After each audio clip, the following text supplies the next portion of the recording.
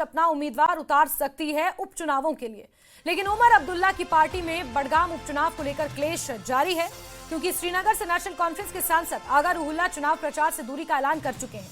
लेकिन इस वक्त की बड़ी खबर यह है कि 2 दिन दिल्ली में बिताने के बाद अब आगा रुहुल्ला कल शाम को बडगाम पहुंच चुके हैं और बडगाम पहुंचते ही आगा रुहुल्ला ने अपने समर्थकों के साथ महत्वपूर्ण मीटिंग भी की है। आज बडगाम सीट पर नेशनल कॉन्फ्रेंस उम्मीदवार उतार सकती है। ऐसे में देखना होगा कि आगा रुहुल्ला को पार्टी कॉन्फिडेंस में लेती है या नहीं। हालांकि पार्टी नेताओं का दावा है कि आगा रुहुल्ला की सलाह के बाद ही उम्मीदवार का फैसला लिया जाएगा।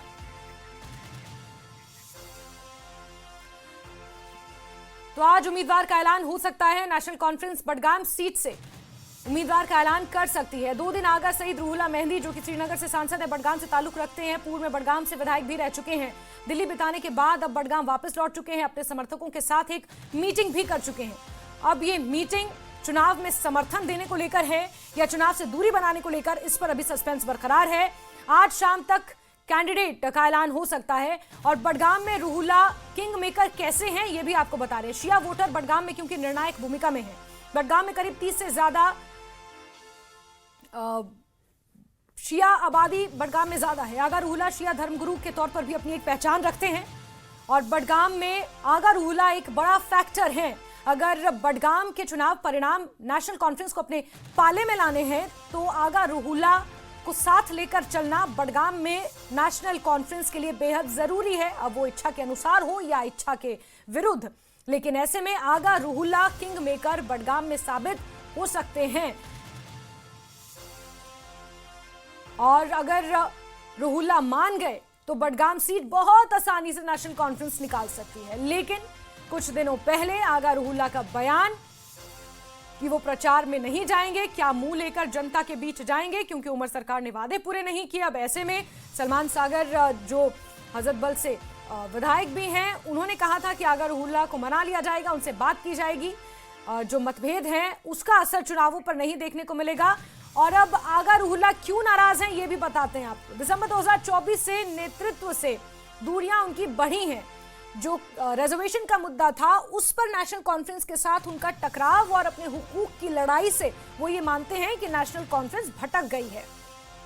और मुख्यमंत्री आवास के बाहर उन्होंने पीडीपी, आवामी इत्तेहाद पार्टी और अन्य विपक्षी पार्टियों के साथ विरोध प्रदर्शन में वो शामिल हुए थे और कई अहम कार्यक्रमों और बैठकों से उन्होंने दूरी बनाई है। दिसंबर 2024 का ये वाकया है जब आगा रुहुल्ला धीरे धीरे पार्टी से दूर होते जा रहे हैं और ऐसे में अब उनकी नाराजगी को क्या दूर किया जाएगा, उन्हें बडगाम उपचुनावों के लिए मनाया जाएगा, उनसे बातचीत की जाएगी। हालांकि नेशनल कॉन्फ्रेंस के लीडरान का ये कहना है कि उनसे बातचीत करके उन्हें मनाने की कोशिश की जाएगी, उनसे बात होगी।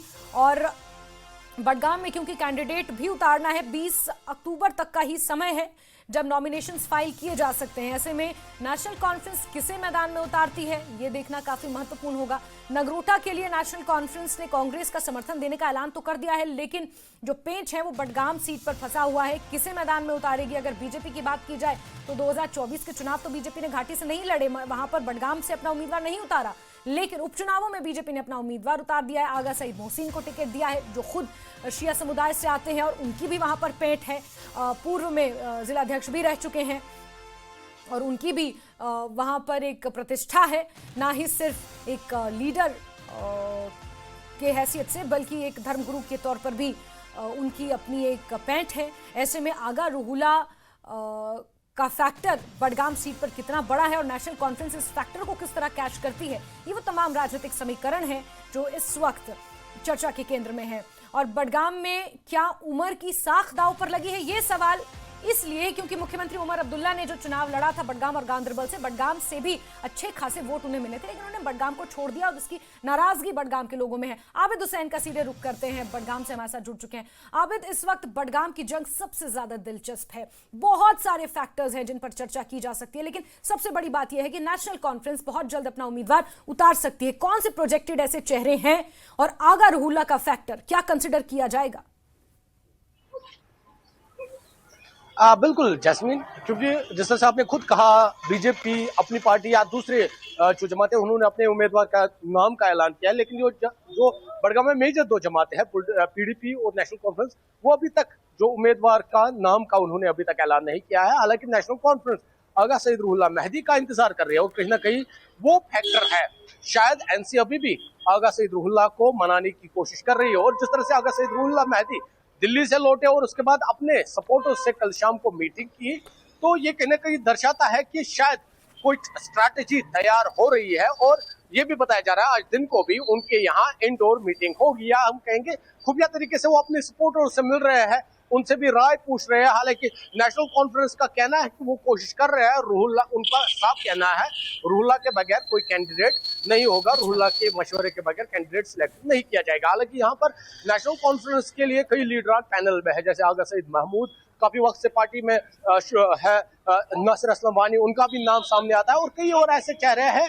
लेकिन देखने वाली बात ये रहेगी अब पार्टी किस पर अपना जो भरोसा है वो जताती है और उसके बाद अगर कैंडिडेट होगा क्या लोग उसे एक्सेप्ट करेंगे, क्या एमपी आगा सईद रुहुल्लाह मेहदी उसे एक्सेप्ट करेंगे। कहीं ना कहीं पार्टी के लिए ये भी चैलेंज है। अभी पार्टी के लिए बड़ा चैलेंज ये है आगा सईद रुहुल्लाह मेहदी को किस तरह से वो मनाएंगे और क्या जो इस तरह से उन्होंने ऐलान किया है कि वो कैंपेनिंग में हिस्सा नहीं लेंगे। और ये देखने वाली बात होगी जिससे उन्होंने कल शाम को अपने जो समर्थन उससे अपने जो सपोर्टर से उनसे मीटिंग की है, ये जानने वाली बात रहेगी क्या कुछ उस मीटिंग में उन्होंने अपने जो सपोर्टर से उनको हिदायत दी होगी या क्या कुछ मशवरे उनसे लिए होंगे। और ये भी मतलब जानने बताया जा रहा है कि आज दिन में हो सकता है नेशनल कॉन्फ्रेंस अपने जो उम्मीदवार के नाम का ऐलान कर सके और शायद कहने की पीडीपी भी इसका इंतजार करे। हालांकि पीडीपी के पास यहाँ पर लीडर है लेकिन ऑफिशियल अनाउंसमेंट उनकी जानिब से नहीं हो रही है। कहने की ये भी देखा जा रहा है कि एनसी उम्मीदवार के ऐलान के बाद पीडीपी शायद अपने उम्मीदवार का ऐलान। आबिद, यहाँ पर महत्वपूर्ण ये भी है कि नेशनल कॉन्फ्रेंस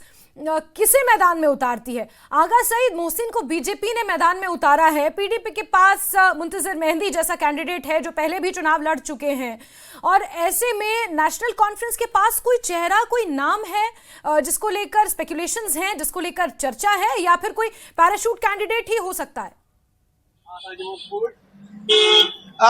जैस्मिन, मैं एक बात आपको क्लियर करना चाहता हूं, जो बीजेपी का कैंडिडेट है आगा मोहसिन, दरअसल जो बडगाम का आगा खानदान है इनका कलान डिफरेंट है और आगा सईद मोहसिन हालांकि सईद खानदान से है लेकिन इस खानदान से उनकी कोई भी वाबस्तगी नहीं है। हालांकि बडगाम में आगा खानदान की मतलब काफी ज्यादा इनके सपोर्टर से न सिर्फ शिया सपोर्टर बल्कि सुन्नियों में भी इनकी अच्छी खासी रेस्पेक्ट है। हालांकि इनके यहाँ से कैंडिडेट आता है उसको कहीं ना कहीं लोगों की जानिब से सपोर्ट मिलता है।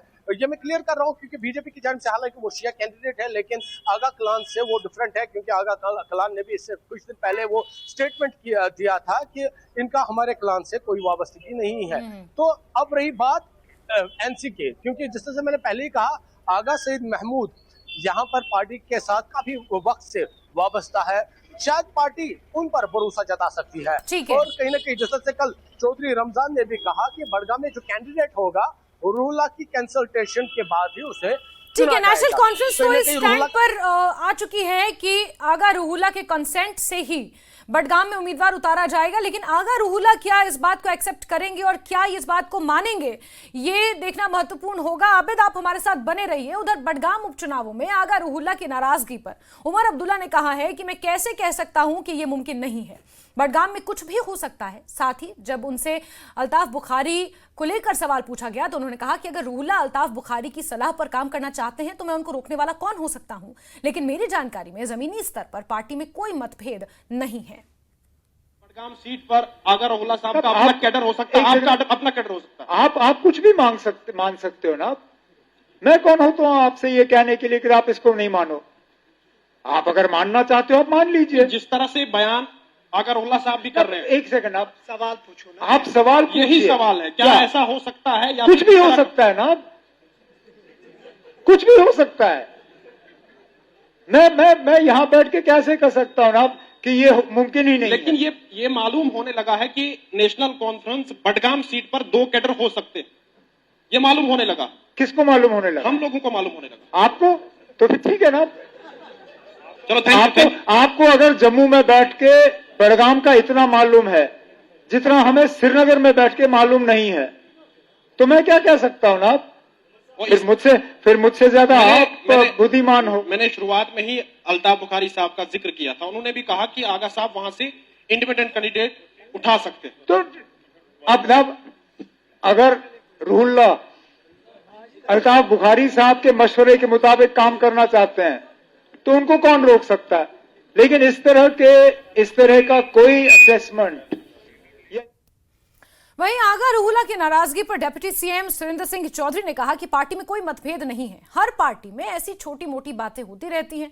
नेशनल कॉन्फ्रेंस एकजुट है और हम दोनों उपचुनाव जीतेंगे। कहाँ, वो तो आप भी घर में सुबह उठते होंगे, भाई के साथ लड़ाई लड़के आए होंगे। हम छोटे छोटे थे, रात को सुबह चलती थी डांग भाइयों में, दिन में हम इकट्ठे होते थे। तो इसलिए ये कुछ नहीं, ये चलता है, ये हिंदुस्तान की रवायत है, ये घर घर की दास्तान है, आपके घर की है, मेरे घर की है, ये छोटे मोटी बात। समीर भी हमारे साथ जुड़ चुके हैं, आबिद बडगाम से और समीर जम्मू से हमारे साथ जुड़े हुए हैं। समीर, आगा रूहुला के इस पूरे मामले पर नेशनल कॉन्फ्रेंस सीधे तौर पर कुछ भी कहने से बचती है हमेशा से। मुख्यमंत्री उमर अब्दुल्ला का बयान हमने सुना, उन्होंने कहा कि बडगाम सीट पर तो कुछ भी हो सकता है, अगर अल्ताफ बुखारी को सपोर्ट करना चाहते हैं तो हम उन्हें रोकने वाले कौन होते हैं। कहीं ना कहीं ये बयान दर्शाते हैं कि नाराजगी अभी दूर नहीं हुई है।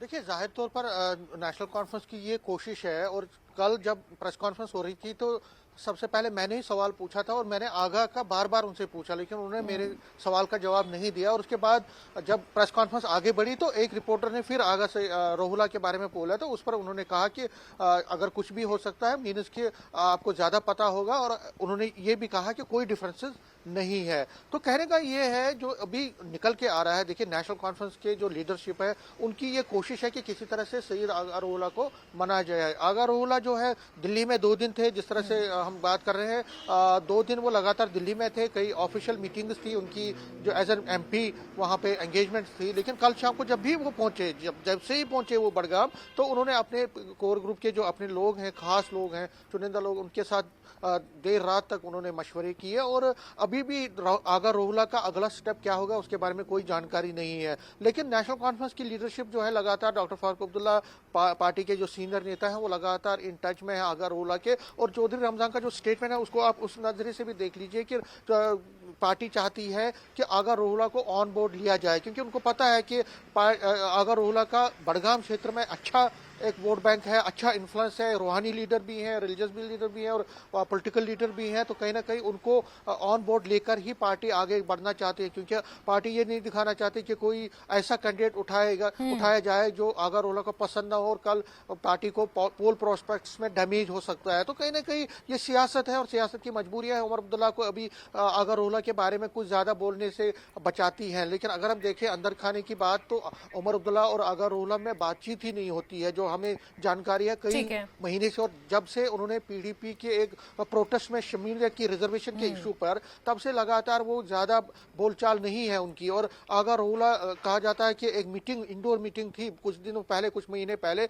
वहां पे उमर अब्दुल्ला के साथ उनके तीखा कलाम भी हुआ था, एक दूसरे के साथ उनका एक दूसरे के साथ बातचीत जो है वो बड़े पैमाने पे होती है। तो कहीं ना कहीं दोनों पार्टियों में बहुत ज्यादा, दोनों लीडरों में बहुत ज्यादा संवाद नहीं है। लेकिन पार्टी की लीडरशिप, दूसरी लीडरशिप जो है, बाकी के सीनियर लीडर, जनरल सेक्रेटरी और वाइस प्रेसिडेंट या बाकी, वो इन टच है आगा रूहुला के और उनको मनाने की कोशिश की जा रही है। अब देखिए, अब बहुत कम टाइम रहा है, आज 17 है, कल 18 है, 19, 20 और 3 दिन रह गए हैं मात्र, उसमें संडे छुट्टी भी है। तो कहीं ना कहीं पार्टी को अब कैंडिडेट भी वहां से अनाउंस करना है, तो इसलिए पार्टी चाहती है कि जल्द से जल्द इस मसले को हल किया जाए और ऐसा कैंडिडेट लिया जाए वहां से जो बिल्कुल समीर। लेकिन ऐसे में आगा रूहुला साहब is not an easy nut to crack.